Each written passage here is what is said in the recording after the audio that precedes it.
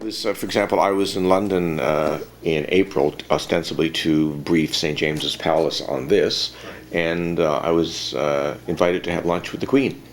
And every time I meet her or I'm in her presence, I mean, she's just such a totally remarkable woman, and I do remind myself, how privileged I am to have that access and to have conversations with the Queen and members of the royal family. It's many times I say to myself how fortunate I am. 1982, she went to Trudeau, and she, again, if you believe the history that's already been written, and there's more to be written, that she encouraged Trudeau to go back to the provinces. She understood the importance of what was happening, her involvement with the end of apartheid in South Africa, the fact that she apparently came to loggerheads with her Prime Minister, Maggie Thatcher, because the Commonwealth is very near and dear to her. So she just isn't sitting on the sidelines. She's participating in history. Prime Minister Harper decided that these positions should be open to competition, so they're open to all Canadians. So if you go, even today, on the Prime Minister's website, there's a box that says Order and Council Appointments, and you can apply for them. So I applied. I'm led to believe there were 30-some applicants, and it was boiled down to, I think, 4 or 5.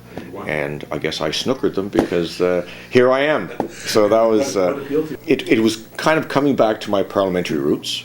One thing, I was quite knowledgeable about the House, not as knowledgeable about the Senate, and over the last 3 years that's been a really interesting learning experience.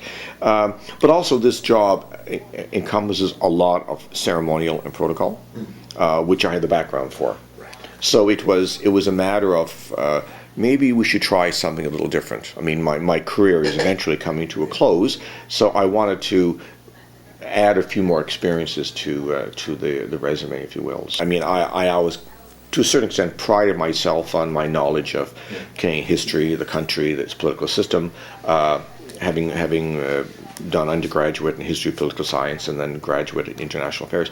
But it was a delightful surprise to realize that I wasn't quite as knowledgeable as I thought I was, especially observing senators in committees and on the floor, and the amount of work.